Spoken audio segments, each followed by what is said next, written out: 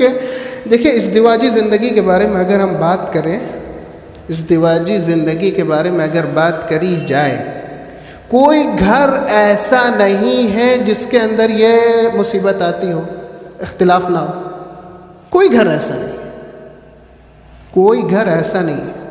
اگر کوئی شخص، کوئی انسان حور العین کہاں ملیں گی؟ جنت میں، اس سے بھی شادی کر لے، اب اس سے شادی کر لے گا تو جو انسان ہے وہ تو ناقص ہوا نا، اس کے اندر ایک نقص کی بیماری ہے حور العین، اس کے اندر کوئی کمی تو نہیں ہے نا۔ تو اب ان دونوں میں اگر شادی ہو گئی مثال کے طور پہ تو اختلاف ہوگا نہیں ہوگا نا۔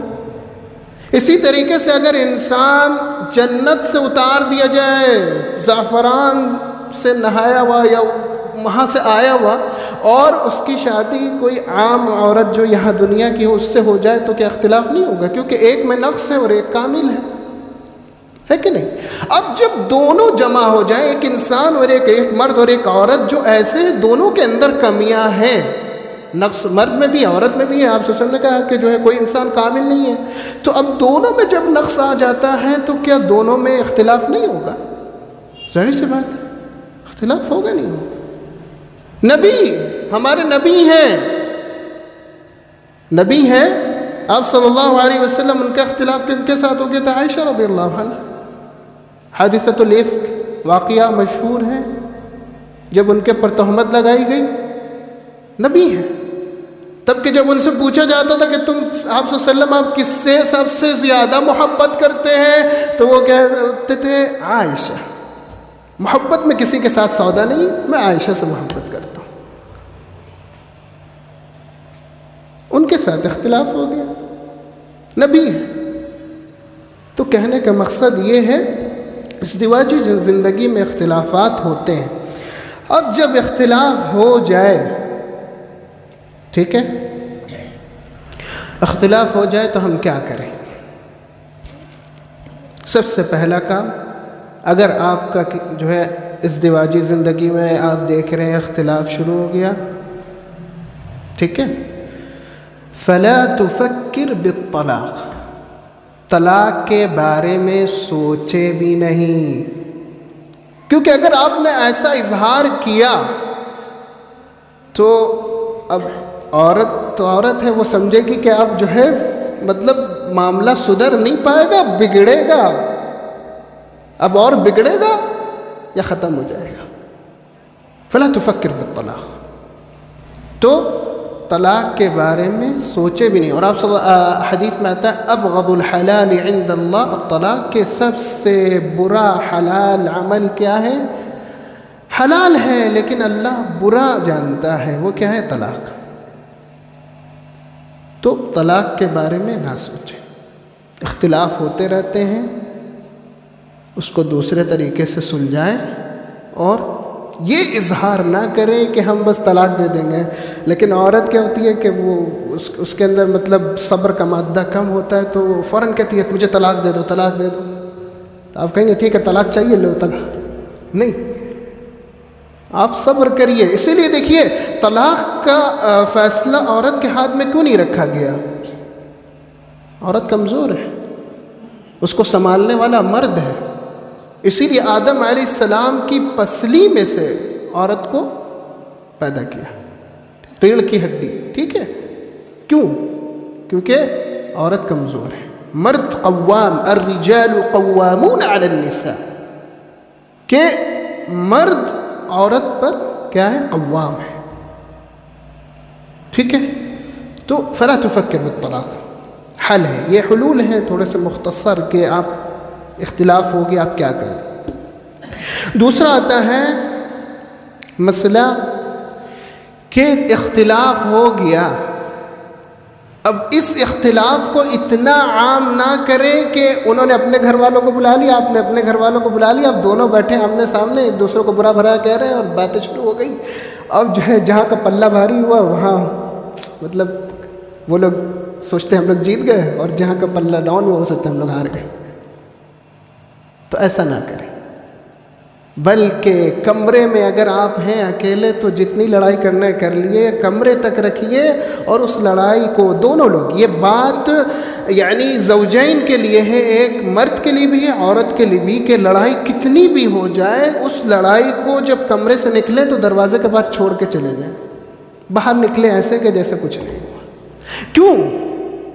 کیونکہ جب لوگوں کو پتہ چلتا ہے کہ فلاں کہ دو لوگوں میں لڑائی ہوئی، اور شیطان کو سب سے پسندیدہ عمل کیا ہے کہ زوجین کے بیچ میں لڑائی لڑوانا، تو کہنے کا مقصد ہے شیطان تو اپنے مقصد میں کامیاب ہو جاتا ہے، اور پھر لوگ کیا کرتے ہیں، لوگ انسان کی اچھائی نہیں بیان کریں گے، ہمیشہ برائی بیان کریں گے، اور ان کو برائی ایسے یاد ہو جاتی ہے جیسے جو ہے مطلب جیسے سنی ہوگی ویسے یاد ہوگی ان کو، اچھا ہی نہیں، آپ لاکھ درجہ اچھے ہوں، سالوں سے اچھے کام کرتے ہوئے آؤ، لیکن ایک برائی کر دی ہے، دیکھیے لوگ برائی کو پکڑ لیں گے، اچھائیوں کو بھول جائیں گے۔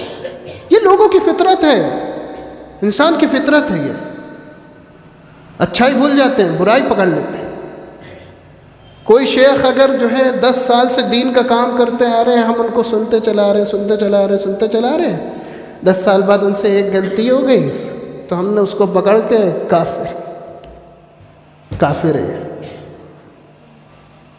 انسان کی فطرت ہے کہ وہ برائیوں کو کیا کرتا ہے، پکڑ لیتا ہے۔ تو اسی لیے جب اختلاف ہو تو کیا کریے، اس لڑائی کو اپنے کمرے تک محدود رکھیے، باہر نہ لے کے جائیے، ٹھیک ہے؟ یہ دوسرا اختلاف ختم کرنے کا سبب۔ تیسرا سبب، آپ کوشش کریے کون سی ایسی وجوہات ہیں جن کی بنا پہ اختلاف پیدا ہوا۔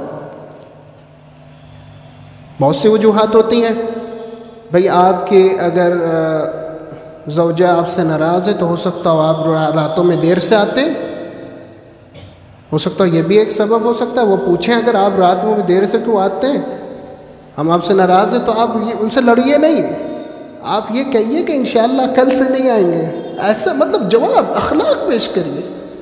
آج دیر ہو گئی ہے تو کل سے ہم جلدی آئیں گے، کیا جا رہا ہے؟ اب آپ اسی کو لے کے اگر لڑنے لگے، تم کون ہوتی پوچھنے والی، تو پھر کیا ہوگا، لڑائی شروع نا، پھر کون روکے گا، کوئی نہیں، بیچ میں شیطان آ کے اور جلائے گا۔ طيب، کہنے کا مقصد یہ ہے سبب جانیے کس وجہ سے لڑائی ہو رہی ہے اور اس سبب کو ختم کریے۔ آپ گھر میں کھانا نہیں کھاتے ہیں، باہر جا کے دوستوں کے ساتھ کھا رہے ہیں، تو ظاہر سی بات ہے، ایک اگر آپ کی زوجہ ہیں وہ پکاتی ہیں آپ کے لیے، محنت کر رہی ہیں اور صبح سے شام ایک کر کے آپ کے لیے کچھ بنا رہی ہیں، اور پھر آپ جا کے باہر کھا کے آئے جا رہے ہیں، تو غلط ہے نا۔ تو پھر سبب جانیے اور اس کو ختم کریے۔ چوتھی چیز، اپنے بچوں کے سامنے لڑائی کبھی نہ کریے، یعنی اگر اختلاف ہو جائے تو بچوں کے سامنے باتیں نہ آنے دیجیے، کیونکہ جب بچوں کے سامنے یہ سب باتیں آتی ہیں تو ماں باپ بچوں کی نظر میں گر جاتے ہیں، اور پھر بچوں کا کیا قصور؟ آپ لوگ اگر لڑ رہے ہیں تو اس میں بچوں کا کیا قصور ہے؟ کوئی قصور نہیں۔ تو بچوں کے سامنے ایسے رہیے جیسے کوئی بات نہیں ہے، بعد میں اپنے معاملات سلجھاتے رہیے۔ بچوں کو یہ سب چیزیں بچوں کی تربیت میں بھی فرق کرتی ہیں، ہم لوگ آگے بات کریں گے بچوں کی تربیت کے بارے میں، بچوں کو دور کر دیتی ہیں۔ اب کچھ بچے ہوتے ہیں جو باپ کا ساتھ دیتے ہیں، کچھ ماں کا ساتھ دیتے ہیں، اور پھر اختلاف ہوتا رہتا ہے کہ نہیں، اور پھر زندگی سب کی ایسی ہو جاتی ہے۔ اور پھر پانچویں چیز، جب بھی اختلاف ہو جائے تو کوئی ایسی بات نہ کریے گا جس سے دل پہ چوٹ لگے۔ ٹھیک ہے، اگر کسی نے آپ کی زوجہ نے کوئی ایسی بات کہہ دی تو آپ اس کو غصے میں آ کے کوئی ایسی بات پلٹ کے نہ کہیے جس سے اس کے چوٹ لگے گا۔ اب کیا ہوتا ہے، ما بین الطرفین، یعنی دونوں لوگوں میں کیا ہوتا ہے کہ اگر ایک نے کڑوی بات کری تو ہم اس سے کڑوی کہیں گے تب ہم جیتیں گے، ایسا نہیں ہے، تب آپ جیتیں گے نہیں، تب آپ ہار جائیں گے، کیونکہ غصے میں آ کے جو کچھ بھی فیصلہ کرتے ہیں، آپ صلی اللہ علیہ وسلم نے کہا کہ کامیاب طاقتور وہ ہے جو اپنے غصے کو پی جائے۔ آپ اپنے غصے کو پی نہیں رہے اور بڑھاوا دے رہے ہیں، اور غصہ شیطان کی طرف سے آتا ہے. تو اس لیے کوئی بھی ایسی بات نہ کہیے کہ جس سے دل مجروح ہو جائے، کیونکہ جب دل مجروح ہو جائیں گے تو ہو سکتا ہو آگے زندگی چلے گی اور آگے تک جائے گی، لیکن وہ باتیں نہیں مٹ سکیں گی. وہ باتیں آپ کو بھی یاد رہیں گی، ان کو بھی یاد رہیں گی. تو اس لیے اس کا خیال کرنا ہے.